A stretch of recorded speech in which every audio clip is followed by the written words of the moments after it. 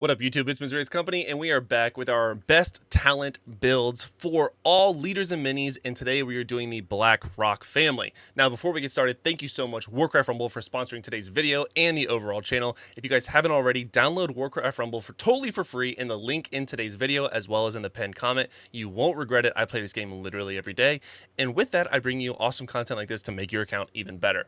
Because if you aren't aware, when it comes to picking talents, if it is very difficult to get talents over a long period of time. So you want to make sure the first talent you pick on all your units is the right one, because you could potentially be stuck with that unit, that one talent on that unit for a long time. So let's go ahead and get into the BlackRock family. First, we're going to do the leaders, then we'll transition to the minis. So first up, we have none other than Rind Blackhand.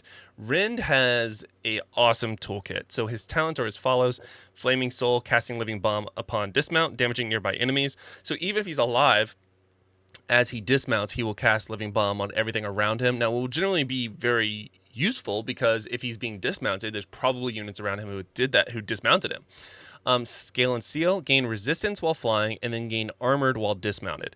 And then we have Legionnaire, which is dismount when first taking damage, and then the Drake will continue to fight. So you basically get two units at that point. You get to fight together. Now, they're all of them have their situations, but if I'm recommending the best talent to use for someone who can only pick one at a time, and it's gonna be your first one, I think it has to be Scale and Steel, because it is the most widely used across all game modes for Ren Blackhand. That's gonna be the answers I give you most, guys, is what is the best talent when picking your first talent, but I will also speak to all the different talents and where they are situationally good or usable. Moving on to the next leader. Oh, okay, there we go. Is General Drakisath. General Drakisath is another one where you can use some other talents, but there's one that really just shines above the rest. So the first one is Chromatic Scales, grants nearby allies resistant traits, including himself. Piercing Blows, attacks pierce through enemies in a line. And then Lasting Legacy. On death, drop a banner. Nearby enemies take 50% additional elemental damage and last for 10 seconds. I've never used that one. The best one, in my opinion, that I would recommend for basically everyone is Chromatic Scales, because it does grant all of your nearby allies the resistant trait, which is hyper good. And then Piercing Blows has a situation where it could be good as well, but there's that. Definitely pick that one over the rest. Next, now keep in mind, when the game first came out, you only had two Dark Iron, well, that's the Dark Iron Emperor Thorazan, and I was thinking Dark Iron Minor, but these guys, they only had two of them for this family. So now we have Emperor Thorazan, who came out a little bit ago. He has the following talents. Mora's Wit, nearby burning enemies heal Thorazan.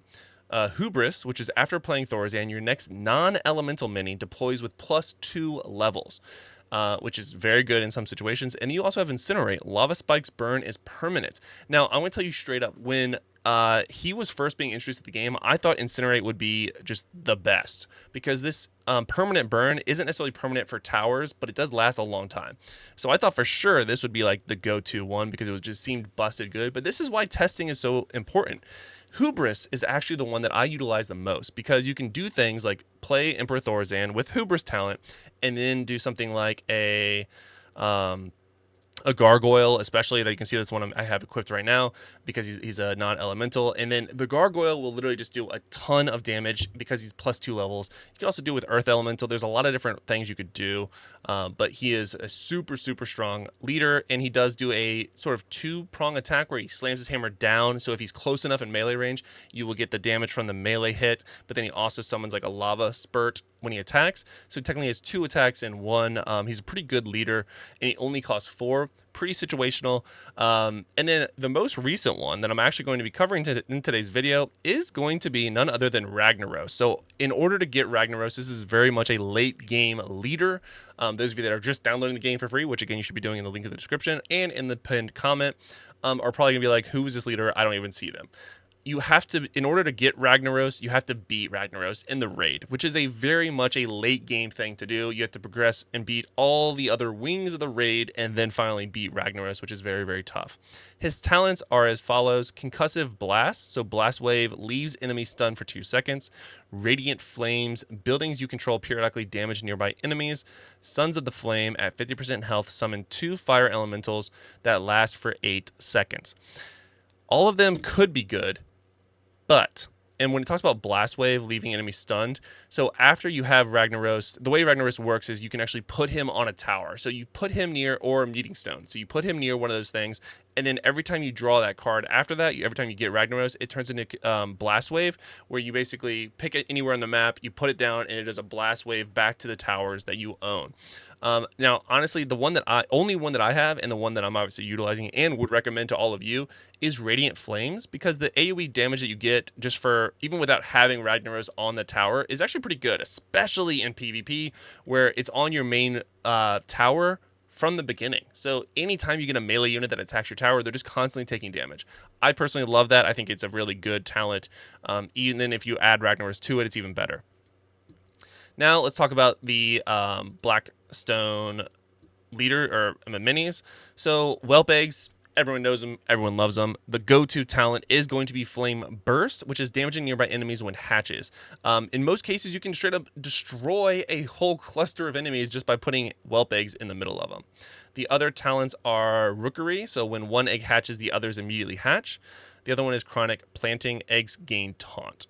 Honestly, the only one you're ever going to want is Flame Burst. It's even been nerfed, and it's still good, so make sure you pick that one. This is another late game pick. This is called Deep Breath. It's one of the spells that you have for this family. You get it from beating Onyxia, which is the very last boss in the game. It's a very, very strong boss, I might add, and a very hard one to beat at that.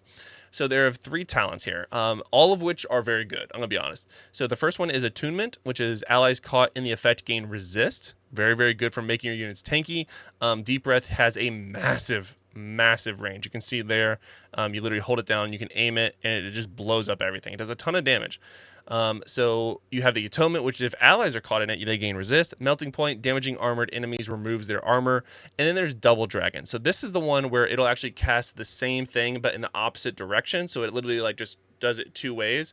But it does increase the cost by 1. Now, considering you're getting 2 Dragon Breaths out of it, it's not bad.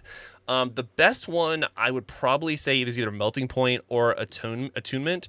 One of those 2 is probably the go-to. I picked Melting Point. I like it, but I think I probably would have wanted Attunement a little bit more. Let me know what you guys think, though.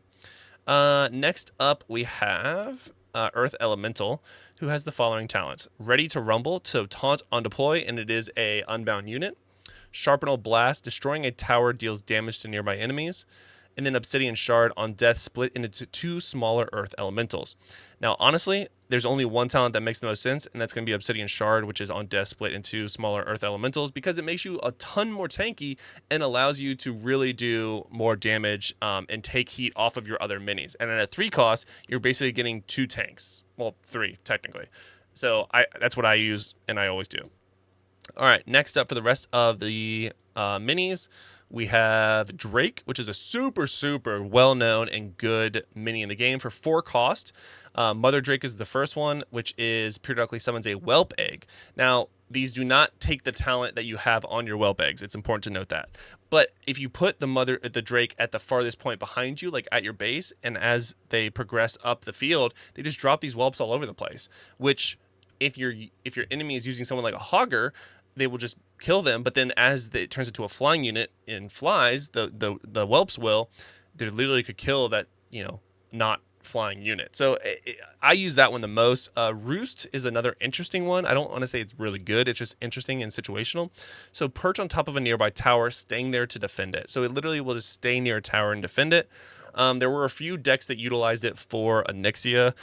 That was not the deck that I used for Onyxia, but some people are using it. And the other one is Engulfing Flames, which is damaging enemies burns them. Now, the only bad part with this is that Mother Drake does so much or Drake in general does so much damage, it's generally going to kill whatever it is. So I don't even know if burning them would help all that much, so I always use Mother Drake. Next up, we have Firehammer. Pretty good 4 cost unit. It would be a lot better if it was 3 cost. We have Molten Metal, deals 50% more damage to flying enemies. Blazing Speed, Fury builds up to 40% faster, and then Lightning Rage, level up upon reaching full Fury. So basically, the longer she's engaged in fighting, the more her speed builds up. And then this is just making it 40% higher. Generally speaking, I like the blazing speed the most, but there is also definitely a place for this one where you level up upon reaching full fury. Totally situational. Blazing speed is the one that I probably use the most often, but the level up one is also good. Now this unit, Flame Waker, is probably one of the best units for the early game for most people that are trying to just beat all of the campaign, because it's a pretty cheap unit and does a ton of damage.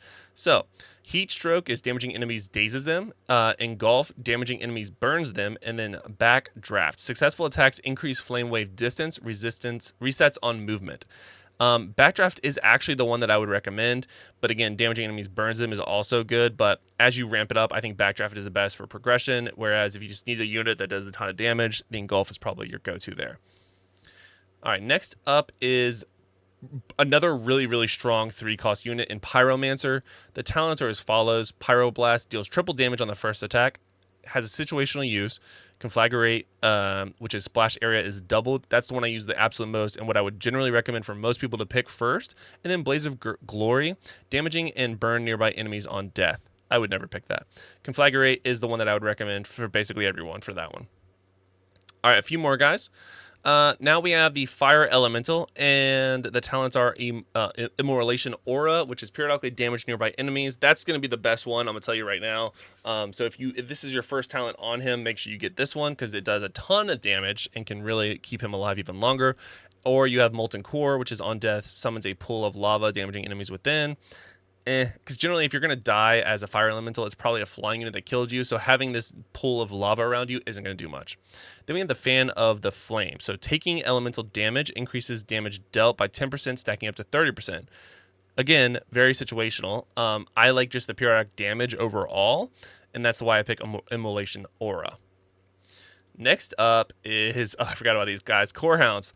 So first we have the Fiery Rebirth. On resurrection, damage nearby enemies. So if one dies, the other one will literally resurrect the first one that died. You have Guard Dog, which deals 50% additional damage to nearby friendly towers and meeting stones. What? Oh. When near. I think it's missing a word. When near friendly towers and meeting stones. I was like, why would it deal more damage to your own tower? And then this is the one that I use, which is Eternal Bond. Resurrection range is unlimited. I use that one because when you first drop a unit on the ground at your base, you see those lines, like sort of those lanes it can go in. If you perfectly put it in the middle, it'll split it, and then we'll go down 2 different lanes, and that gives you 2 different tanks pushing separately. And if one dies and the other one isn't getting pressured, he can resurrect as many times as you want. Very, very good, especially on certain maps in PvP. Dark Iron Miner is a phenomenal unit. At a 2 cost, it is just your portable miner that can go wherever you want. So first we have Dark Iron Angments, which after mining you gain armor. Then you have Gold Miner, which is after mining drop a proximity mine, damaging nearby enemies when touched. And then you have the Dwarven Ambition, which is gains Fury. The 2 that I use the most are the one with Fury and then the damaging of the prox mines that drop, because as he mines, especially some of the certain PvP maps, you can just get a ton of mines all in one spot, and it won't necessarily one-shot anyone strong, but it is kind of annoying to deal with. Whereas the Fury can make it so he can literally defend himself a little bit more. So that's the one that I would probably pick first, is that one, the Dwarven Ambition. Next up is the second of 3 spells that this family has, and that's going to be Smoke Bomb. Smoke Bomb, you have Strangers in the Night. Effect applies to enemies as well. I don't know why you would ever want to do that. I have no intention of ever using that. Band of Thieves, gain +1 level to cycle minis within. Could be situational. And then Through the Shadows. Effective minis move 50% faster until on stealth. That's the one that I literally use the most. At a 1 cost, I want my units to move faster. Movement is such a big part of the game, along with damage and tankiness, so that's why I always pick that one. They also pair very, very, very well with Sappers. In fact, that's what most of the time you're going to see them with. Next, 2 more units, guys. We have the Molten Giant, which it has Threatening Presence, which means it just gains taunt. You have Blood of the Mountain, which is on Death Explode, dealing damage to nearby enemies. And you have Bolster, heals when destroying a tower. Honestly, none of them are phenomenal. I generally use Blood of the Mountain, though, just because when he does die, he can just do a bunch of damage. But they're all so situational, you know? Like, none of them are awesome. Like, I wish he healed when he did damage to a tower. That'd probably be better, but Blood of the Mountain is the one that I would pick. Last but not least is our last spell and last unit for this family, and it's called Living Bomb. So you have Burden of Fate, which this is just an AoE bomb at a 6 cost. Burden of Fate, affected enemies are dazed, chain reaction, splash damage inflicts Living Bomb. Interesting. Blast radius, also burn enemies within the 10 radius. I use blast radius, but chain reaction could also be good. Either one of those I think is fine. You can see that I'm using blast radius, but even after reading the chain reaction, either one of these would be good. So I'm gonna let you guys pick. But again, I'm obviously using blast radius. Oh my gosh, I'm mixing up all the words. But that's going to do it for today's video, guys. Again, we are going through all of the family, showing you all of the talents. So make sure you subscribe to see which talents are the best for literally all of them. Even with the new Cenarian units coming to the game, I will be covering them as well once we get some playtime on them. But make sure you subscribe for more of these videos and more just tips and tricks for Warcraft Rumble in general. And once again, thank you so much to Warcraft Rumble for sponsoring today's video. And make sure you download it if you haven't already in the link in today's video, as well as in the comment section. I hope to see you guys in a video soon. Until then, have a good day.